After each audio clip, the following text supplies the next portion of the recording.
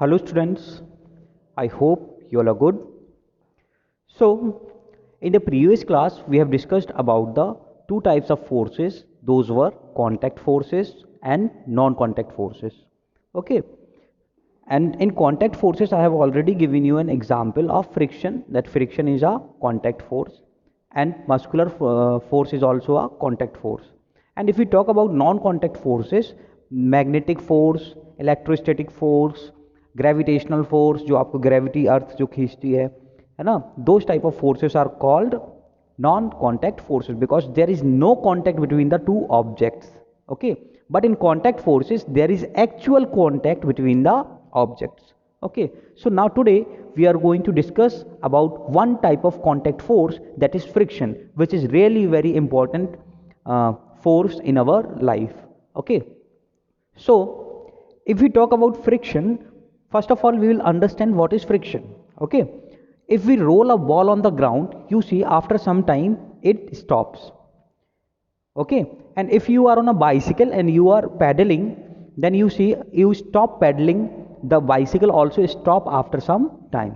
Okay, so there are these type of activities are going on. Why? अगर हम लोगों ने फोर्स लगाया है किसी ऑब्जेक्ट के ऊपर, जैसे बॉल पर लगाया था या बाइसिकल के ऊपर लगाया था, तो अकॉर्डिंग टू द कंडीशन वो साइकिल रुकनी नहीं चाहिए थी या वो बॉल रुकनी नहीं चाहिए थी, बिकॉज हम लोगों ने क्या देखा कि फोर्स प्रोड्यूसेस मोशन. तो हम लोगों ने फोर्स लगा दिया, अब वहां पर क्या होना चाहिए? मोशन होना चाहिए, इजंट इट? लेकिन मैं देख रहा हूं कि थोड़ी देर जा करके वो बॉल क्या हो रही है? रुक रही है ना, या साइकिल हो रही है वो क्या हो रही है? रुक रही है. Why is it so? Because there are two type of resistive forces acting over there. One is friction and one is air resistance. So we will not talk about air resistance in this class, but we will talk about the friction. What is friction? Friction is a force that comes into action. Friction is a force, I have said force, but I must say it is a contact force. So the friction is a contact force which comes into action when a body tends to move or actually move. So what type of force is this? जब कोई object किसी surface के ऊपर, जिसके ऊपर वो contact में है, वो चलने की कोशिश करे या चल रहा हो, वो चलने की कोशिश करे या चल रहा हो, ठीक है, तब जो फोर्स वहां पर एक्ट हो रहा है on the surface of the object and the where it is kept, that force is friction. I repeat the definition. I'll repeat the definition. What is friction? The friction force is a contact force which comes into action when the body tends to move or actually move. मतलब body या तो सच में चले या चलने की कोशिश करे, तो जो फोर्स एक्शन में आता है वो क्या है? फ्रिक्शन फोर्स है. Let us understand it with an example. बेटा, आप किसी भी टेबल को जब आप पुश करने की कोशिश करते हो तो आप उस पर थोड़ा सा फोर्स लगाओ, तो आपने तो थोड़ा सा फोर्स लगाया, तो क्या वो मूव किया? नहीं, है ना. थोड़ा सा और बढ़ाओ, अभी भी मूव नहीं करेगा. अब आप उसको जब बहुत हार्डली पुश करोगे तो वो क्या करने लगेगा? मूव करने लगेगा. लेकिन आपको वो फोर्स कंटिन्यूसली लगाते रहना पड़ेगा जब तक आपको उसके चलाना है, इजंट इट? सो इसी को मैं समझाता हूँ इस टेबल में. क्या आपको फ्रिक्शन कैसे आया, कहाँ पर आया? जब बेटा आपने फोर्स लगाया थोड़ा सा, है ना, तो आपको भी पता है that table must move because force produces motion, है ना. तो उस टेबल को चलना चाहिए था, लेकिन नहीं चल रहा है. इसका मतलब मेरे फोर्स को, जो हम लोगों ने फोर्स लगाया है टेबल पर, उसको किसी ने बैलेंस कर दिया. बैलेंस कर दिया मतलब उसके अपोजिट किसी ने फोर्स लगा दिया, है ना, तभी तो वो नहीं चल रहा है. सो जो अपोजिट में फोर्स लगाया है वो किसकी वजह से लगाया है बेटा? सरफेस की वजह से लगा है. और वही फोर्स जो है वो क्या है? फ्रिक्शन फोर्स है.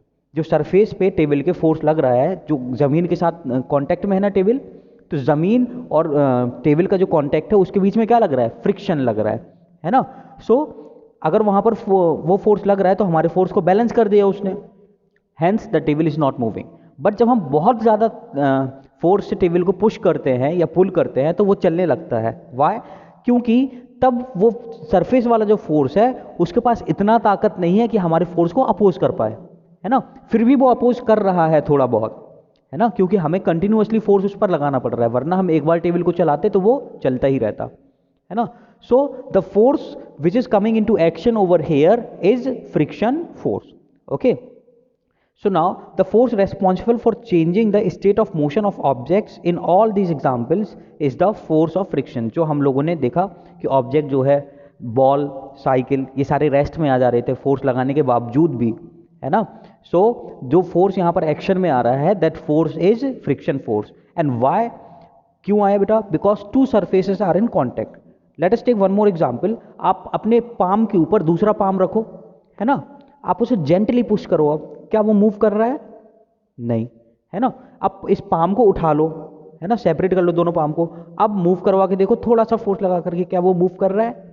यस, मूव कर रहा होगा, क्योंकि कोई भी सरफेस कांटेक्ट में नहीं है. फिर वापस से पाम को पाम पे रखे, अब थोड़ा सा ज़्यादा फोर्स लगाओ, तब देखोगे हाँ बहुत टाइटली मूव कर रहा है ना. क्यों ऐसा हो रहा है बेटा? हम तो फोर्स लगा रहे हैं, लेकिन क्या है, क्योंकि सरफेसेस यहाँ पर कॉन्टैक्ट में है, दो सरफेसेस क्या है, कॉन्टैक्ट में है, ठीक है. तो वो क्या कर रहा है, वहां पर फ्रिक्शन आ रहा है और हमारे फोर्स को अपोज कर रहा है. जो हम लोग फोर्स फॉरवर्ड डायरेक्शन में लगा रहे हैं, तो वो कहाँ लगा रहा है? बैकवर्ड डायरेक्शन में लगा रहा है, ठीक है. तो फ्रिक्शन की प्रॉपर्टी ये भी है बेटा कि वो हमेशा मोशन के अपोजिट फोर्स लगाता है. जैसे हम लोग अब राइट साइड मूव करवाना चाहते हैं किसी ऑब्जेक्ट को, तो वो लेफ्ट साइड फोर्स लगाएगा, ठीक है. या किसी ऑब्जेक्ट को राइट साइड लेकर के जा रहे हैं, तो क्या करेगा, वो लेफ्ट साइड फोर्स लगाएगा. Okay. So this force is friction force. Okay, we will learn about the non-contact forces in the next class. Thank you.